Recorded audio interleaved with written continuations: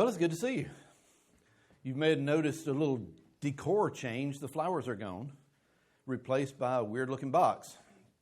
This is my toolbox. It is the coolest looking toolbox. It doesn't, it's wood, it's rustic. But I want to share some things with you this morning for just a minute. I've got some tools in here. I want to pull them out, and I want you to guess what they're for, okay? This is going to be hard, all right? What is this? What's it for? Hammering. Okay, good. Let's see. How about this? What's it for? Tape measuring, right? Measuring things. Okay, cool. Y'all are doing good.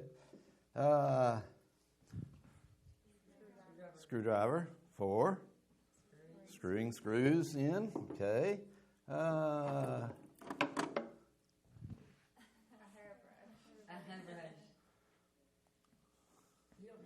Okay, no, I don't need that, do I? How about this? Pliers, good, for plying, right? Okay, what about this one? Potato masher. All right, one more. Anybody know what this is? It's a grater. A grater, okay. Very good. Okay, were you a little surprised at a few of these? You wasn't expecting the hairbrush and some of those. Were they unimportant? I mean, they're all useful, right? Every one of them, the hairbrush, the potato masher, the plier, all of them were useful, right? And we're just like the tools in the toolbox. I know that sounds a little weird this morning, but especially since it's early and we're not really awake yet all that well. But I mean, we're kind of like the tools in a toolbox. God has many tools in His toolbox. Now, just picture that God's toolbox is the church. Guess who the tools are? We are. We are the tools. And each tool is special. Each tool is unique and has a special purpose. I mean, all tools are not the same, right? I mean, how much work could I get done if all I had was a toolbox full of hammers? There's only so much I could do with that. But with all of the different array of tools that can be in a toolbox, different tools do different things and have different purposes, but every one of them is special. I'm not going to be trying to brush hair with this, okay? That might hurt. Hammers are not for brushing hair.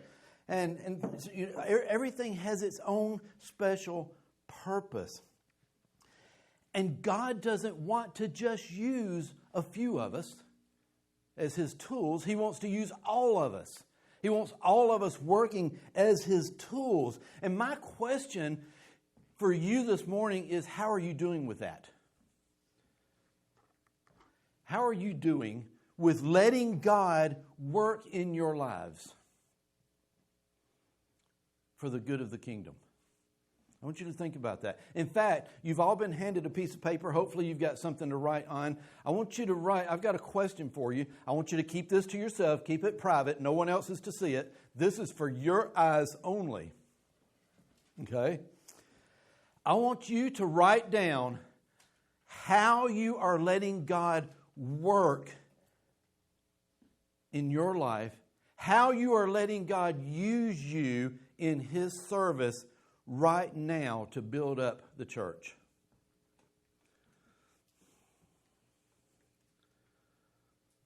Okay? Write down how you are letting God use you right now to build up the church. Again, don't let anybody else see it. This is just for you. It's not something you're going to have to share. So don't feel bashful about writing something down. And you might even be asking yourself as you think about this, why me?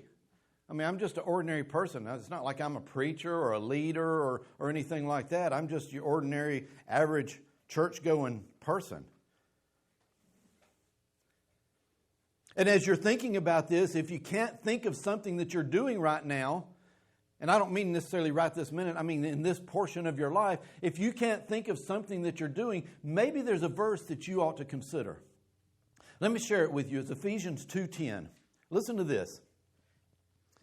For we are God's handiwork, created in Christ Jesus to do good works, which God prepared in advance for us to do. This says that this is why we were created. You know, people run around the world saying, oh, I don't know, why are we here? What is the purpose of it all? What is my purpose in life? This is your purpose. This is why we were created. Now, whatever you wrote, if anything, you may have left it blank. That's all right.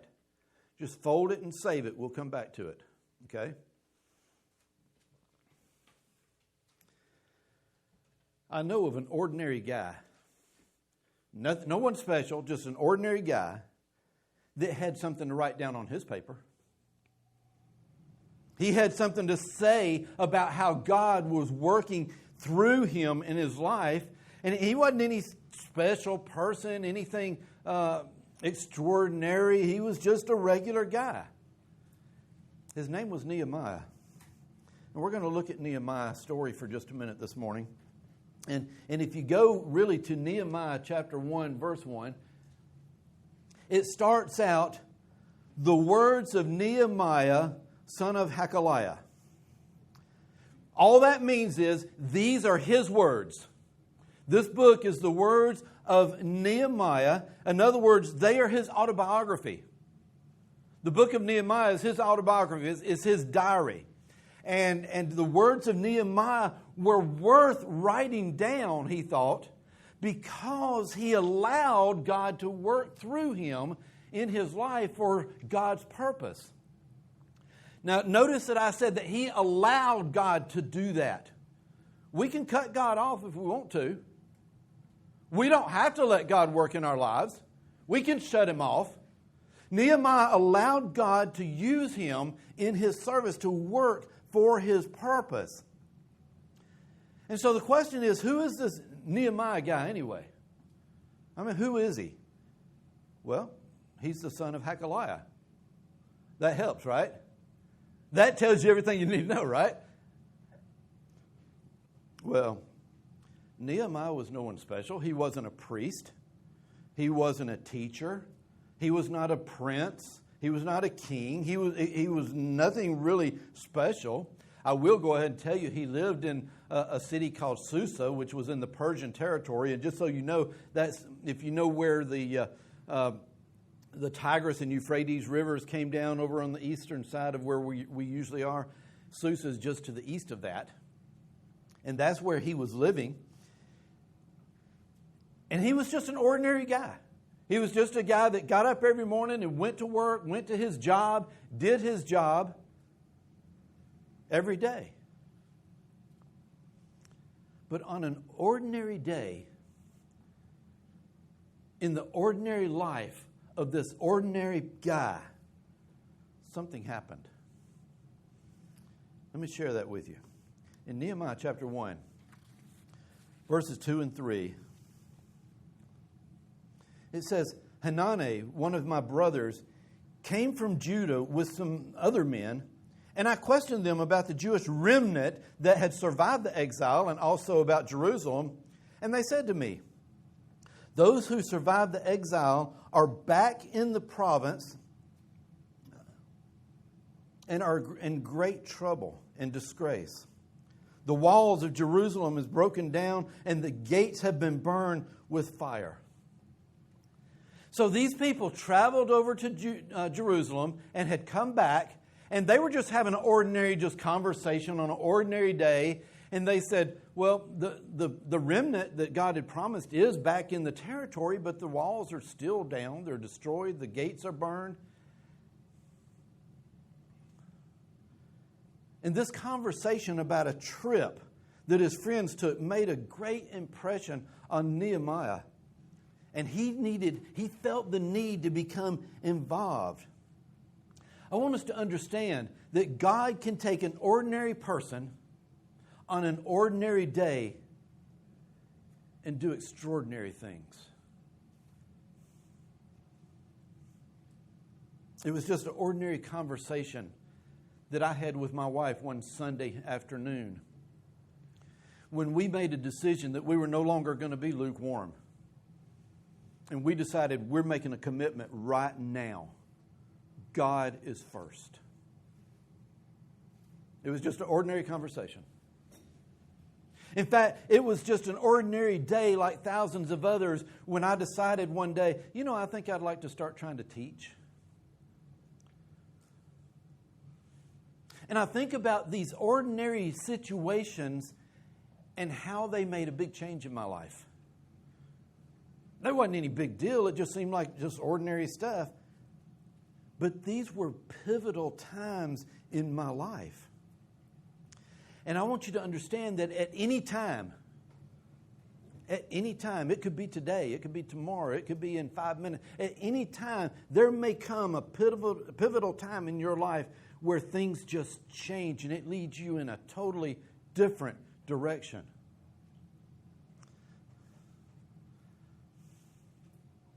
Nehemiah's day was when he heard about the walls and decided he was going to do something about it. And you may be thinking, well, who cares about some stupid walls? So what if they're laying on the ground?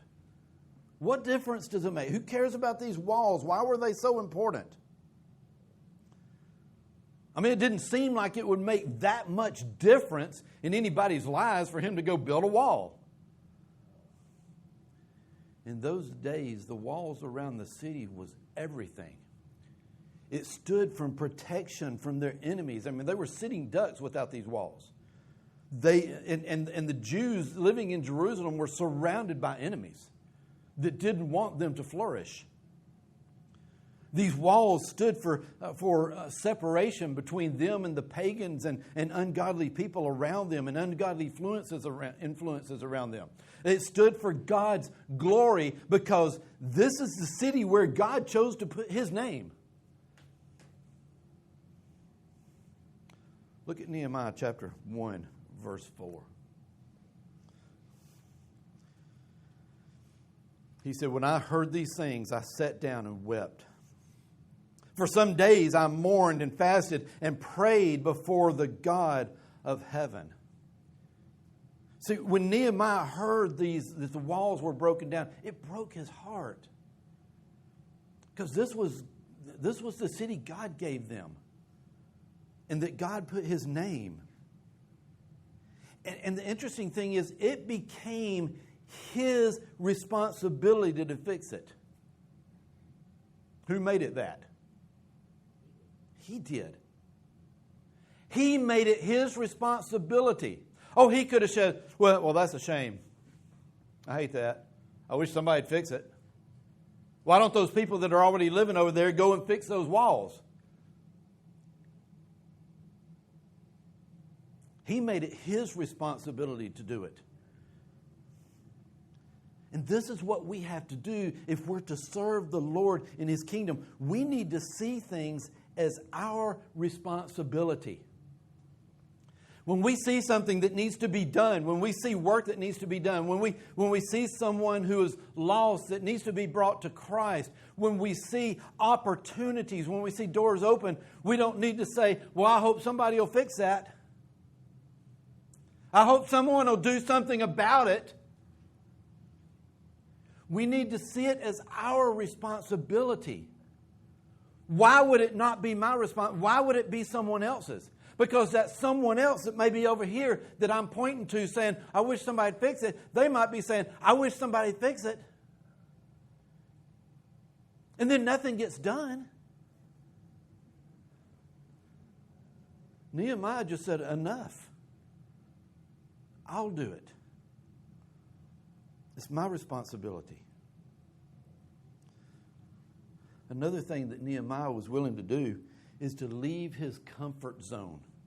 This is very difficult. We always talk about leave your comfort zone. It's not an easy thing to do. It's tough.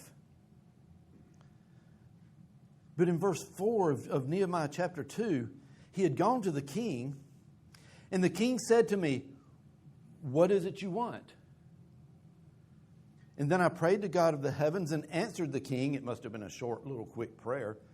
He said that I prayed to the God of heaven and I answered the king, If it pleases the king, and if your servant has found favor in his sight, let him send me to the city of Judah, where my ancestors are buried, so that I can rebuild it. I want us to see that great things are done by those who are willing to make a sacrifice, to leave their comfort zone. I want you to really think, we think, well, big deal. Big deal. So he went and did that. Susa's a good 1,000-mile travel, at least. Not by airplane, not by car, but by foot, or maybe a donkey. Thousands of miles, or probably 1,000+ miles. I want you to think about also what Nehemiah was giving up. I haven't told you this yet, but he was the cupbearer for the king of Persia and Susa, for Artaxerxes. What the cupbearer means is, it didn't mean that he just brought him his grape juice. The cupbearer's job was almost like the Secret Service. He was there to protect the king. When food was brought in, he would taste the food and try it before the king got it to make sure that it was not poisoned. If he didn't die, then the king was okay to eat it. That was his job. I mean, it was a great position to have, and he was, like I said, he was kind of like the Secret Service. He protected the king, and really, and he was also the king's assistant. But in reality, history tells us that to have that position, Nehemiah would have had to have been a handsome fella. He would have had to have been cultured. He would have had to have been knowledgeable. He lived in the lap of luxury in the palace. I mean, who cares about some walls that are some 1,000 miles away? He had it made. He could probably have anything he wanted being in the palace and being the trusted servant of the king. I mean, it was just a job.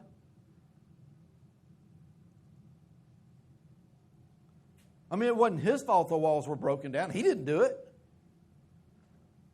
Somebody over there ought to do it. That's true. Someone over there should have done it. But they didn't. And they were still broken down. And Nehemiah's heart was broken by the news, and he wanted to do something about it. I want you to know something. He left an easy, cushy job to do an almost impossible task. He went to Jerusalem. He was not only willing to leave his comfort zone, but he was not going to be easily discouraged. Have you ever decided to do something, and then you get into it and you wonder, why in the world did I ever get into this? You know? It's like, it's kind of like starting a new church. What have we gotten ourselves into? It's a lot of work. It's a lot of responsibility. Or whatever task you might have decided to get into. And you think, why did I ever get into this in the first place? But when we move forward for the Lord in some way, it's easy to be overwhelmed by the size, the enormity of the task, of the job. Listen, in verse 12, he got to Jerusalem. He wanted to kind of scout out everything, so he traveled at night. It says in verse 12 of chapter 2, I set out during the night with a few others. I had not told anyone what my God had put on my heart to do for Jerusalem. There were no rides. There were no mounts with me except the one I was riding on. By night, I went through the valley gate toward the Jackal Well. I went and the Dung Gate, examining the walls of Jerusalem, which had been broken down, and its gates, which had been destroyed by fire. Then I moved toward the Fountain Gate and the King's Pool. There was not enough room for my mount to get through.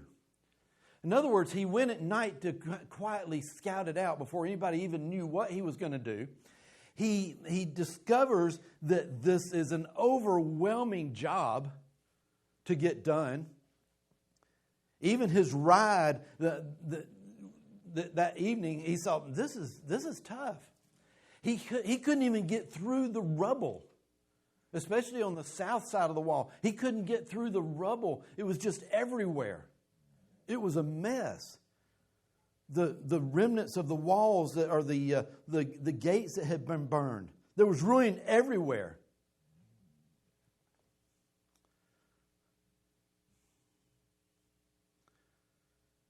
Not only are the ruins of the old wall in the way, Nehemiah also knows something else that we haven't discussed. Those walls have to be put up fast. Because I told you a minute ago, the enemies of those Jews, the people around them, they didn't want them to succeed. They didn't want a wall put up. They wanted them to remain vulnerable to attacks and things like that. And so he knew these walls had to go up quickly because of the enemies. I mean, this is huge. This is an overwhelming task that he is about to take on himself. So he looked at the walls. He looked at his job that he had before him. I'm sure he probably prayed to God about what to do. He was aware of the details of what had to be done, but he didn't get overwhelmed by them. He didn't get lost in the details and just say, oh man, I'm going back to my job. I'm going back to the palace. That was much easier.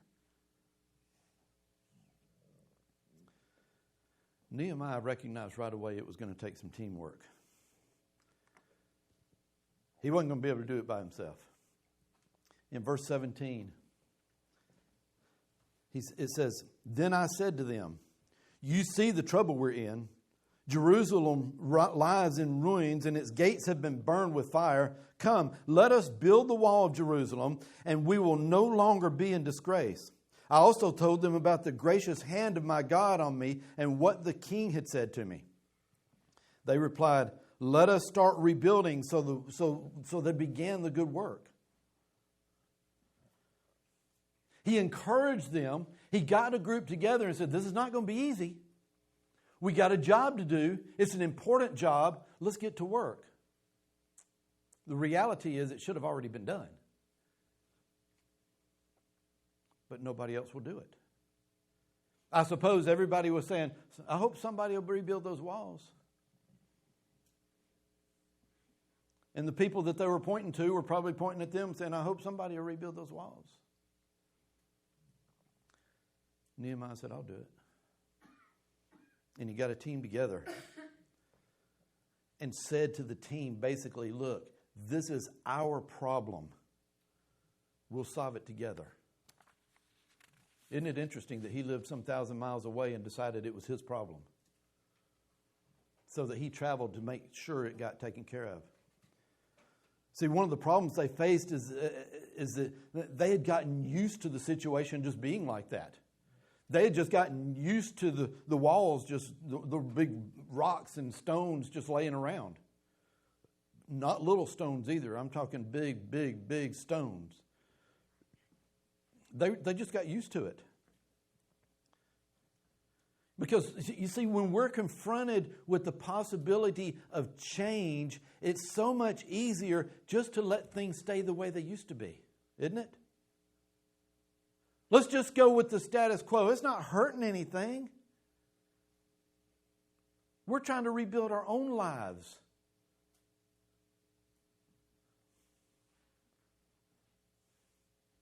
Somebody says, but it's always been this way. And somebody else might say, yeah, we tried that. We tried to get a few people together to pick those up and clean it up and build it up and everything. It just didn't work. It's always excuses, in other words. It's always been this way. We're used to it. Don't worry about it. We haven't been attacked yet. Yet.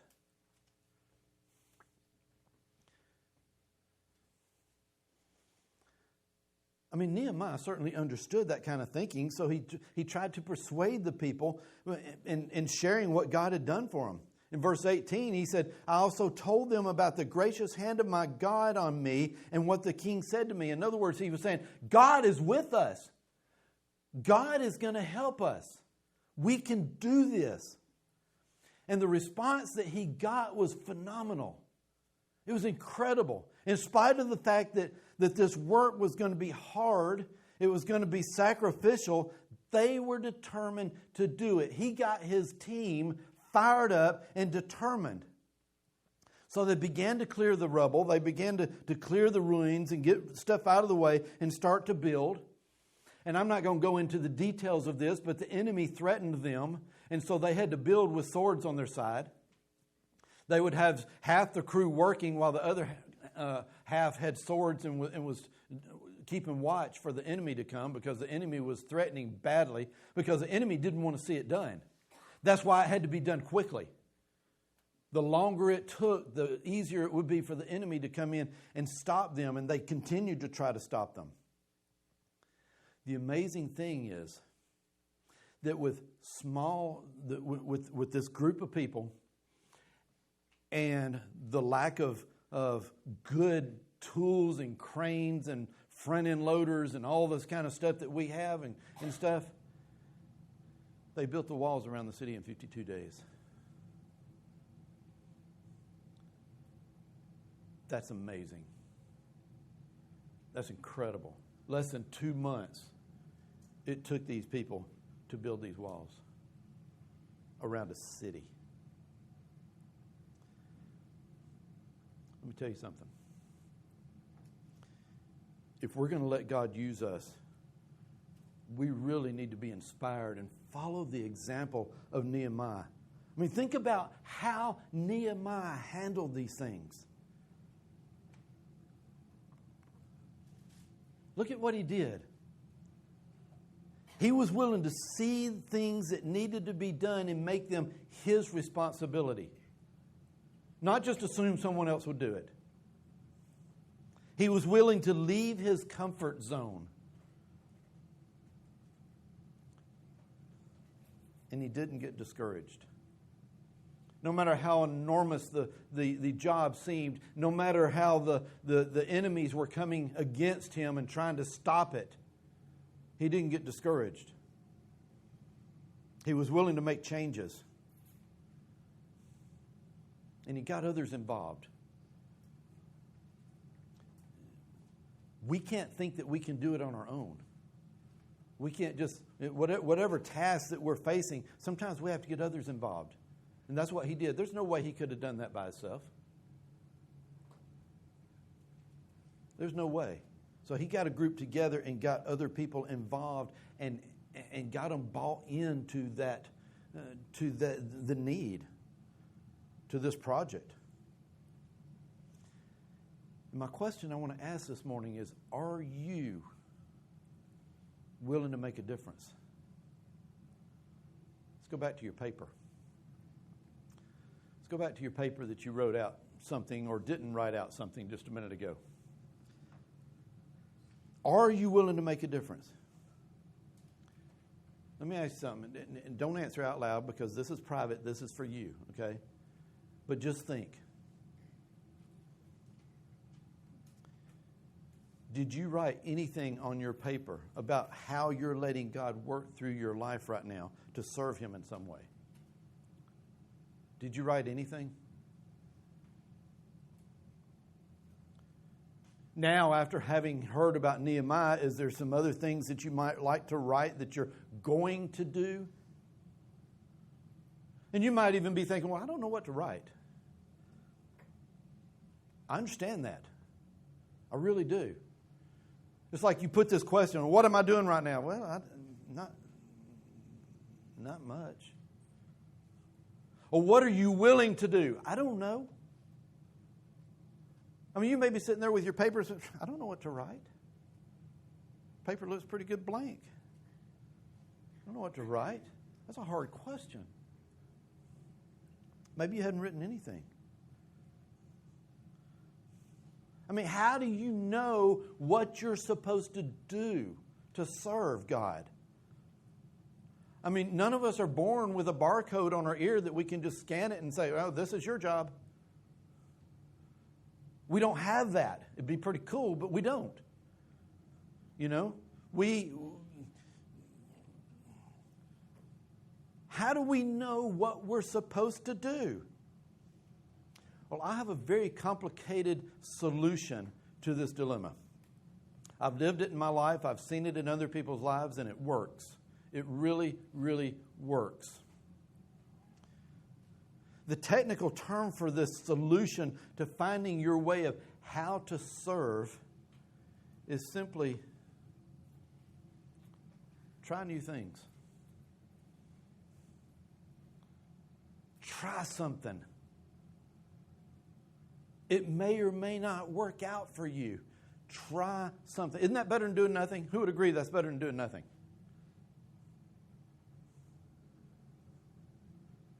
You never know what you can do to serve God and be in His service and help build up His kingdom, to build up the church. Nehemiah's thing is he built walls. He rebuilt the walls and helped rebuild Jerusalem. You could decide, maybe like I did one day, that I decided, you know what, I think I'd like to try to teach. I wasn't very good at it. Some would say I'm still not. That's okay. But I thought, I'm going to try teaching and just see how that goes.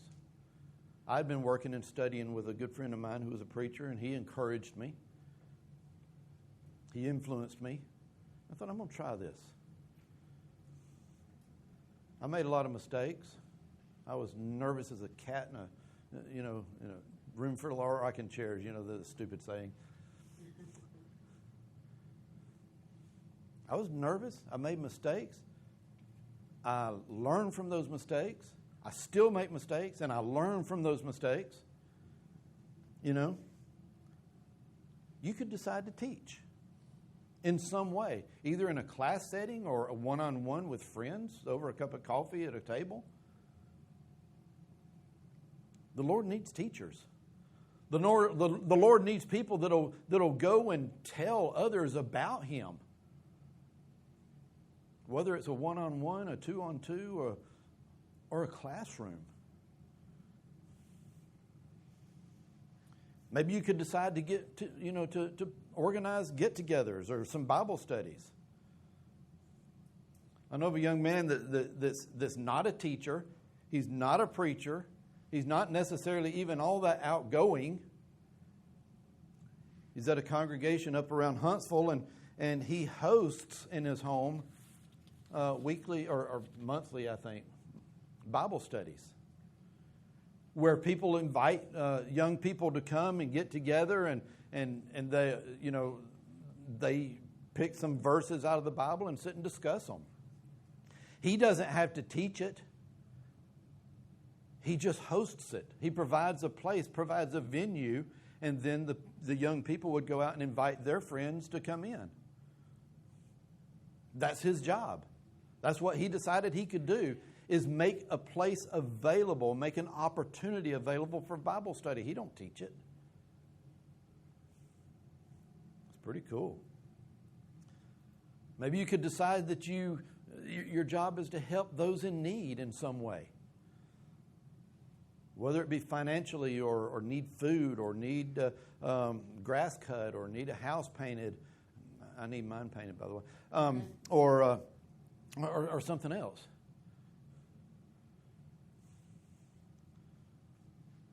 You could invite people to come here. What a great way to grow the church. It's a pretty cool idea. You could actually invite people to come here. They may say no. It's okay, you did your job. Keep hounding them. Don't just stop with one. No, I don't think I want to. Okay, sorry. Didn't mean to bother you. Keep asking. Keep asking. Let them know how important it is.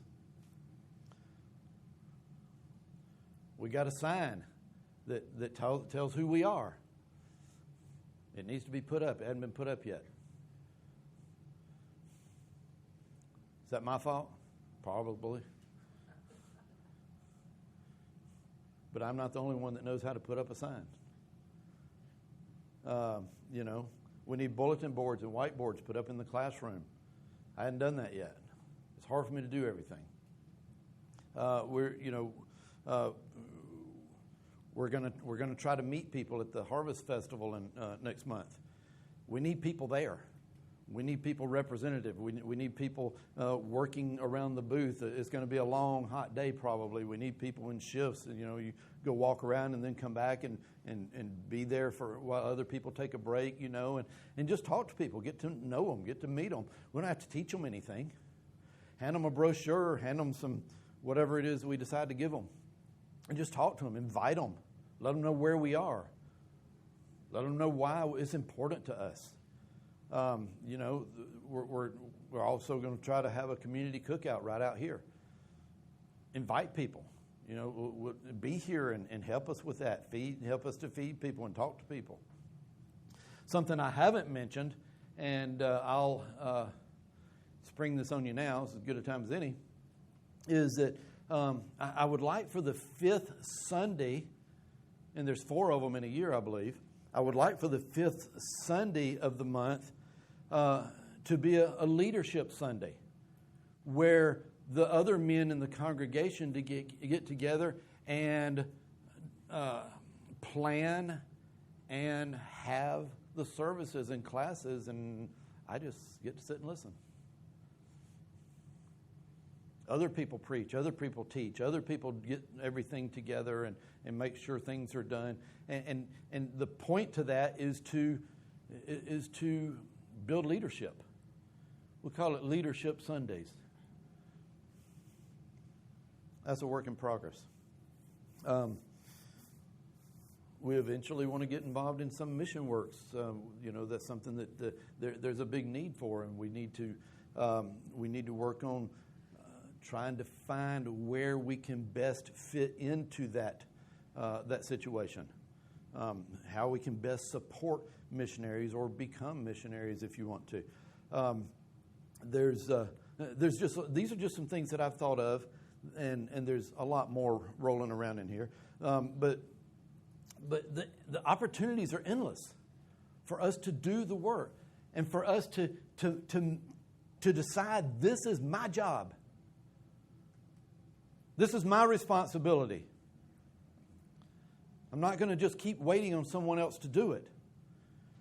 If we all wait for 1 or 2 other people to do everything, we're going to be worn out and burn out, and we're going to be done. So what can you do? We want to be active. We want to be relevant in this community. We want to help the people in this community. The Lord expects us to do good works. You remember what we read in Ephesians 2:10? We were created to do this. If we're not doing it, then we're not fulfilling why we were created. We were created to do the good works of God. There's so much we can do to serve the Lord. I want to challenge you this morning. I know you hate that term. I know you hate it when somebody says, I want to challenge you. It's like, oh, crud. Really? I want to challenge you to leave your comfort zone. Make up your mind that you're going to be committed to God and that you're going to serve the Lord in some way. I don't know what that way is. We looked in the toolbox. I had anything from a hammer to a hairbrush. Everybody don't have the same talents and gifts. We all have different stuff that we can do. I want to challenge you to use what gifts that you have. And if you don't know what gifts those are, here's what you do. Try new things. If it didn't work out, that wasn't it. Try something else. There's stuff that we can do. Let me close with this passage in Matthew. Matthew chapter 9, beginning in verse 35. Jesus went through all the towns and villages, teaching in their synagogues, proclaiming the good news of the kingdom and healing every disease and sickness. When he saw the crowds, he had compassion on them because they were harassed and helpless, like sheep without a shepherd. Then he said to his disciples, the harvest is plentiful, but the workers are few.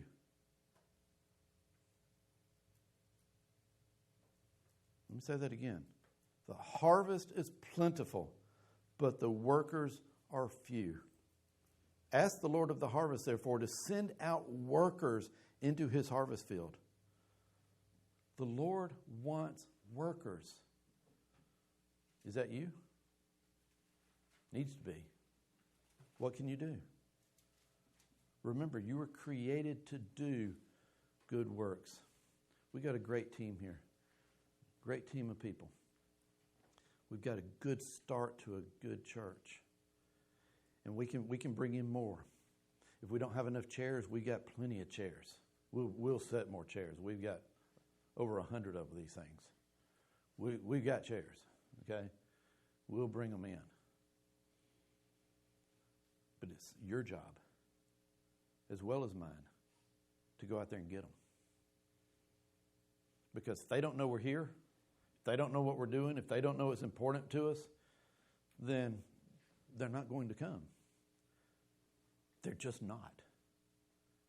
We've got to make it known who we are. We've got to let people know we're serious. We've got to let people know that we're excited. We've got to let people know this is important. It's important to me. It's important to us. If it wasn't important to you, you probably wouldn't be here this morning.